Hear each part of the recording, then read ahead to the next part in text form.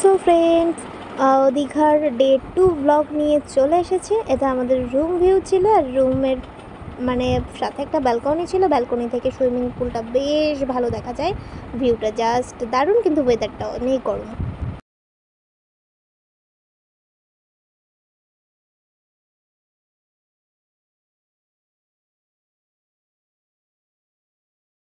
So আমরা লাঞ্চের জন্য চলে এসেছি একদম গ্রাউন্ড ফ্লোরের। এখানে আমাদের বুফে রেডি, অনেক ধরনের খাবার ছিল বেশ। এবার এত খাবার তো খাওয়া যায় না, যার যেটা চয়েস সে সেটা নিয়ে খেতে পারে।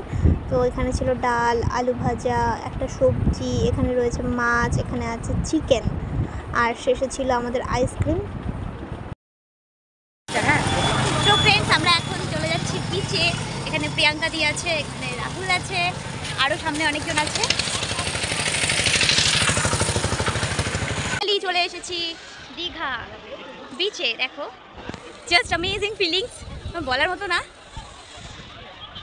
ওই আসো।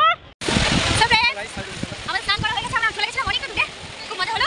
তো রুমে গিয়ে আমরা ভিডিও বানাবো। ওয়েদারটা একটু রোদ ছিল, এখন বেশ মেঘলা মেঘলা করেছে, বৃষ্টি হবে মনে হয়। তো প্রিয়াঙ্কা দি নামেনি, প্রিয়াঙ্কা দি একটু প্রবলেম আছে, ওই জন্য আমরা দুজন করেছিলাম। এখানে চলে এসেছি ডাবের দোকানে, ডাব খেতে।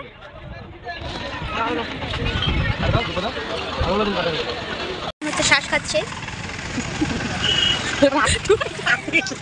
আরে মহিলাটা তখন থেকে আসে যাচ্ছে। রুমে এসে আবার স্নান টান করলাম, শ্যাম্পু করলাম, চুলের অবস্থা খারাপ হয়ে গেছিলো। তাই এখানে রেডি হয়ে গেছি। আর টুবা এখানে হচ্ছে শুয়ে পড়েছে টায়ার্ড। তো শুয়ে থাকতে আমার ইচ্ছা করছে না, ঘুম পাচ্ছে না, ওই জন্য ভাবলাম প্রিয়াঙ্কা দি ঘরে গিয়ে একটু গল্প টল্প করি, কারণ কালকে তো চলেই যাবো। তো চলো যাওয়া যাক। রুমটা লাগিয়ে দাও, খুলে দাও। Hello friends, good evening. এখন বাজে হচ্ছে 7:15-10 এরকম বাজে। এখানে আমরা রেডি হয়ে গেছি। আমরা এখন যাব, আমাদের স্ন্যাক্স রেডি হয়ে গেছে হোটেল থেকেই। আমাদের যে কস্ট ছিল একটা, সেটার মধ্যেই দুপুরের লাঞ্চ, স্ন্যাক্স আর রাতের ডিনার আজকে রয়েছে। আর কালকে আবার সকালবেলা ব্রেকফাস্ট, আর তারপরে লাঞ্চ করে আমরা চেক আউট করে দেবো। প্রিয়াঙ্কা দিয়েও রেডি হয়ে গেছে, এদিকে সবাই আসছে। ছবি তুলে নাম দেবে।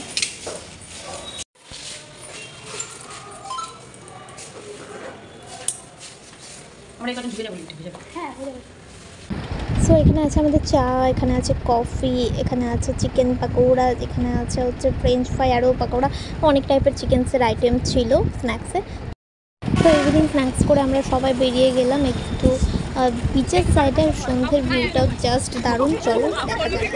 You know, I think I'll tell you the story of my life. I want to hear too. I was born in Animus, North Dakota, a long time ago, see. And now I'm lucky enough to be here with you. But what happened to be free? এইভাবে সব জামা কাপড়গুলো আমরা মেলে দিয়েছিলাম। এইটা হচ্ছে swimming pool, আর এই দেখো গামছাটা আমাদের পড়ে আছে। সবাই জামা কাপড় মেলে দিয়েছে। সো আমরা ফ্রেশ হয়ে চলে এসেছি ব্রেকফাস্ট করতে। ব্রেকফাস্টে ছিল ডিম সেদ্ধ, লুচি, ছোলার ডাল, এখানে ছিল এক ধরনের কি বলে চাউমিন, এখানে আছে টোস্ট। এবার টোস্টের সাথে অনেকগুলোই আইটেম ছিল, বাটার ছিল, দেন হচ্ছে সস ছিল। আর তারপর আমরা ব্রেকফাস্ট করে আসলাম একটু বাইরে।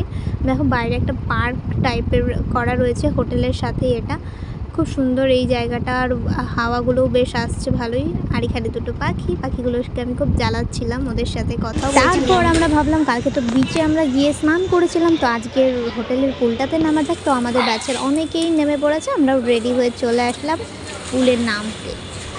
আর এখানে কিন্তু গান বাজছিল পুলে, আর সেই গানে আমরা সবাই নাচছিলাম। ভয়েস ওভার দেওয়া হলো বিকজ কপিরাইট পড়ে যাবে। তো আমরা দেখো দারুণ নাচছিলাম। ওই একটা ট্রেন্ড সং বেরিয়েছিল না, বাদল বর্ষা, সেটা। আর এখানে দেখো আমরা খুব চিল্লাচ্ছিলাম, অনেক মজা করেছিলাম। দেখো লেডিসে বেশি, আর পেছনে দুটো জেন্টস শুধু আছে, এটা চুপচাপ আমাদের কীর্তিকলাপ দেখছিল। আর আমরা এখানে অনেক মজা করেছি। যদি অরিজিনাল ভয়েসটা দেওয়া যেত তাহলে বুঝতে পারতে যে কত মজা হচ্ছিল।